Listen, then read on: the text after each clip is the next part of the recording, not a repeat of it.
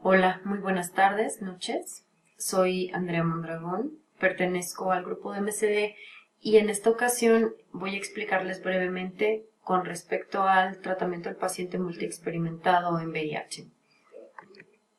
Entonces, ¿cómo se define primeramente un paciente multiexperimentado? Bueno, un paciente multiexperimentado es aquel que se ha sometido 2 o más veces a un tratamiento antirretroviral y ha fallado. Es decir, ha tenido falla a los 2 tratamientos o más esquemas de tratamiento previos.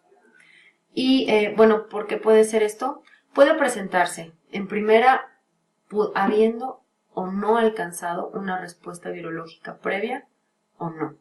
En nuestro medio, la mayoría de los pacientes que se someten a un tratamiento antirretroviral son los que fallan. Entonces, por diferentes razones. ¿Por qué falla el tratamiento? En las guías americanas se detalla muy concisamente cuáles son los factores asociados a la falla del tratamiento. Pueden ser tres diferentes factores. Pueden ser factores asociados al paciente, pueden ser factores asociados al virus o pueden ser factores asociados al tratamiento. En el caso del paciente, tenemos como primer lugar la adherencia. Como sabemos, este tratamiento es blanco muchas veces de una pérdida de adherencia del paciente, pues es un tratamiento que se toma de por vida y por lo tanto pues el paciente en algún momento puede llegar a fallar y por lo tanto como falla la adherencia entonces puede fallar la eficacia del tratamiento. Las comorbilidades son también un factor asociado al paciente que está directamente relacionado no nada más con la adherencia, sino también con interacciones medicamentosas. Alguna comorbilidad que pueda hacer que el paciente tome otro tipo de tratamiento o inclusive sustancias o remedios herbolarios que hagan que la eficacia del tratamiento disminuya, puede ser algo sumamente importante para considerar. Otra cosa importante en nuestro medio, sobre todo, es el acceso intermitente al tratamiento. Sabemos que en las instituciones de salud muchas veces la adquisición de los medicamentos está limitada y además pues puede ser intermitente. Por lo tanto, el paciente un mes ingiere un medicamento, otro mes no lo tiene, entonces eso puede ser también una causa de una falla. Y por último, eventos adversos asociados al medicamento. Muchos pacientes manifiestan haber tenido evento adverso, pero no en su consulta como tal. O hay algunos que ni siquiera lo manifiestan, simplemente suspenden el medicamento por sentirse mal, y eso también puede ser una causa de una falla viral. Ahora, factores asociados al virus. Estamos hablando principalmente de presencia de resistencias. ¿Cómo pueden ser las resistencias? Pueden ser adquiridas o pueden ser transmitidas. En el caso de las resistencias adquiridas, hablamos de pacientes que ya se han expuesto a un tratamiento antirretroviral y que ese tratamiento, por alguna circunstancia, o que puede ser por un factor asociado al paciente o por algún otro factor, adquirió tiene una falla al tratamiento por una adquisición de una resistencia. O también la resistencia puede ser transmitida, es decir, desde que el paciente se infecta de primera vez, ya puede tener una resistencia en el virus a ese tratamiento en particular. También puede ser una resistencia innata al tratamiento debido a tropismo viral. Esto es difícil de evaluarlo en nuestro medio debido a que de inicio no se realizan las pruebas de genotipo. Sin embargo, con un paciente multitratado, pues prácticamente es mandatorio, como veremos un poco más adelante, es mandatorio tener una prueba de resistencias para continuar con el tratamiento. Y bueno, por último, factores asociados al tratamiento. En primera puede ser una farmacocinética subóptima. Por alguna circunstancia, la administración o el metabolismo pueden estar disminuidos y por lo tanto tener una farmacocinética que falla. También puede ser por una eficacia disminuida por previa exposición a regímenes antirretrovirales y por último una baja barrera genética a la resistencia. ¿Cómo se define una falla? ¿Sí? Sencida lo menciona muy puntualmente en las guías, cuya última actualización fue el 9 de noviembre de este año. Entonces, tenemos aquí que una falla virológica lo define como 2 cargas virales del VIH consecutivas por encima de 200 copias por mililitro a partir de los 6 meses de iniciado el tratamiento antirretroviral. Entonces voy a señalar aquí con el puntero para que ustedes lo puedan ver. Ajá. Entonces, ¿cómo puede ser una falla virológica? Hay dos maneras de redefinir o de clasificar la falla virológica. La primera, pues, es una respuesta incompleta. Quiere decir, una respuesta incompleta se define como si el paciente después de recibido 2 meses de tratamiento antirretroviral, la carga viral no baja al menos un logaritmo, ¿no? O a los 6 meses, la carga viral es repetidamente igual o mayor de 200 copias por mililitro. Esto es una respuesta incompleta. Y una pérdida de control viral por completo o un rebote, también lo que mencionan, es una carga viral del virus repetidamente por encima de las 200 copias por mililitro a partir de los 6 meses de iniciada la terapia antirretroviral tras haber obtenido el control viral. Entonces, cualquier paciente que caiga en estas características, independientemente del tratamiento antirretroviral con el que esté, se puede definir como una falla virológica. Este paciente es candidato a cambio de tratamiento y en este caso particular de estos pacientes, pues obviamente es reevaluarlos para que lleguen al objetivo del tratamiento. ¿Cuál es el objetivo? De acuerdo a las guías de Sencida, ¿cuál es el objetivo del tratamiento de estos pacientes? Bueno, en primera, lo llaman un esquema de rescate avanzado. Es decir, pacientes que ya han recibido más de un tratamiento y han fallado, lo llaman un esquema de rescate avanzado. Y el objetivo de este esquema es lograr que la persona mantenga mediciones de cargas virales por debajo del nivel de cuantificación de manera permanente.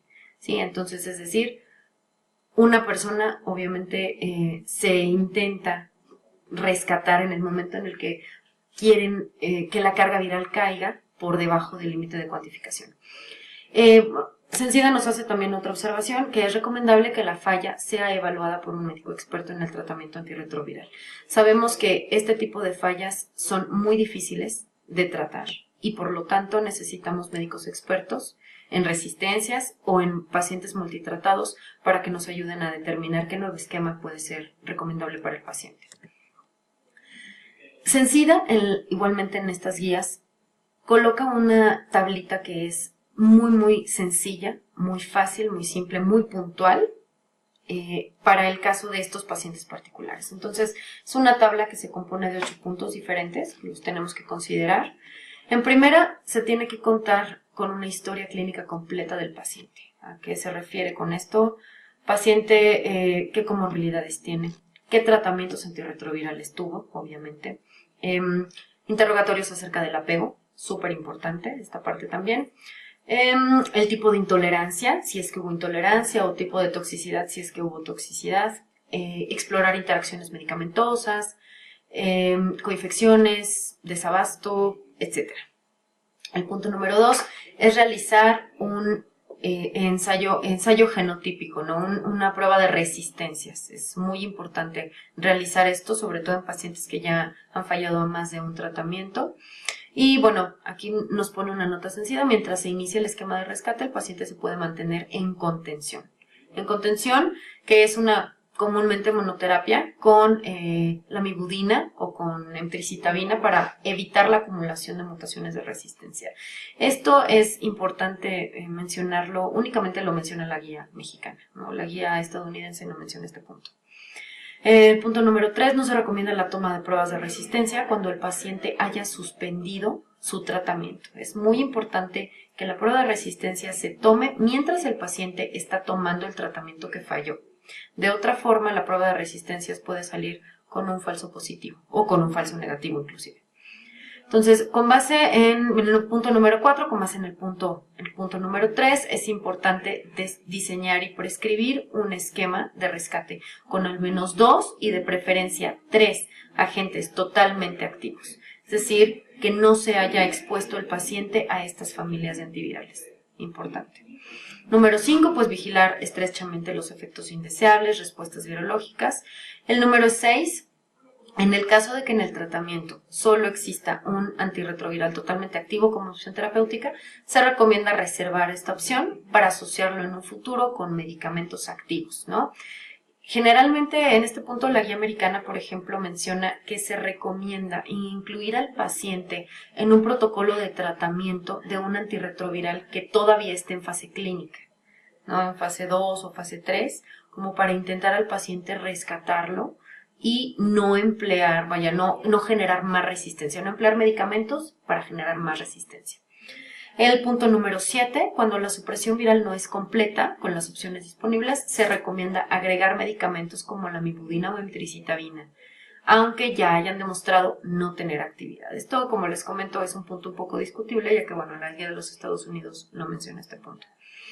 Y bueno, número 8, y por último, procurar vigilar que la adherencia a la toma del medicamento sea por lo menos del 95%. Como bien acabamos de mencionar hace unas slides, la adherencia al tratamiento es sumamente importante para no generar una falla al tratamiento. Y es muy importante que el paciente sea consciente que esta falta de adherencia puede significar y puede conllevar a una falla al tratamiento. ¿Qué es lo que nos dicen las guías de HHS?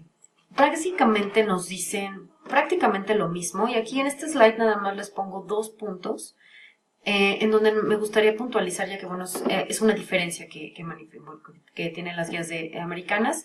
En general no está recomendado añadir un medicamento a un esquema previamente fallido. Es decir, si nosotros tenemos un esquema doble o un esquema triple, inclusive, la solución a una falla para estos pacientes no es agregarle un medicamento a esta doble o triple combinación, sino es completamente crear una combinación nueva.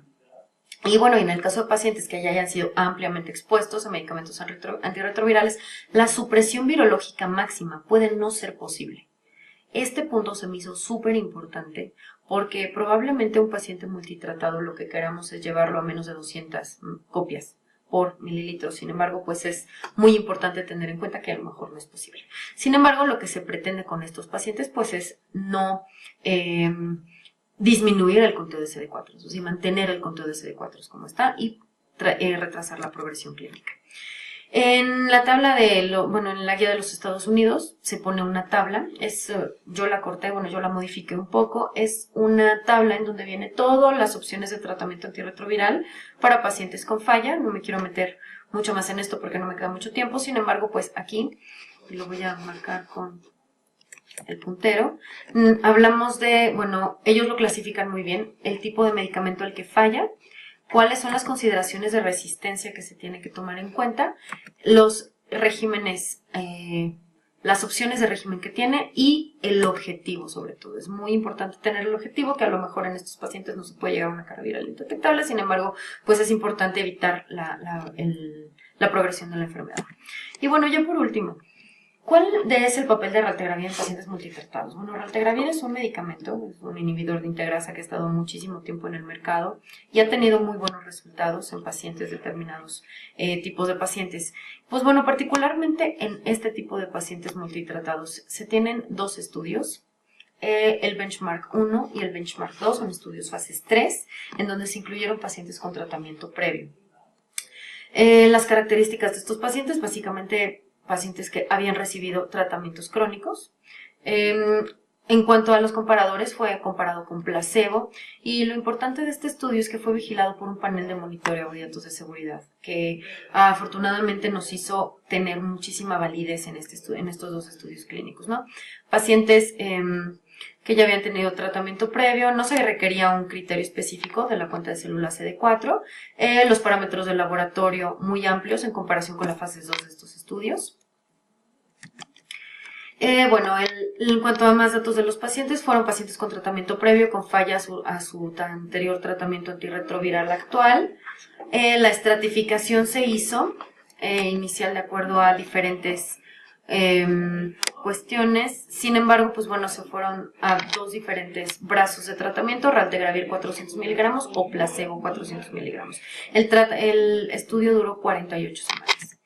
Y bueno, estos fueron los resultados de los pacientes que alcanzaron menos de 50 menos de 50 copias de virus por mililitro, y vemos pues bueno que comparado con placebo vemos a raltegravir en el brazo rojo y obviamente pues es muchísimo más eficaz que comparado con placebo. Tenemos aquí la gráfica de las 240 semanas. Y pues bueno, las conclusiones brevemente, los pacientes multitratados requieren una evaluación exhaustiva. La mayoría de los pacientes multitratados presentan resistencias adquiridas y raltegravir es una opción muy viable para el tratamiento de estos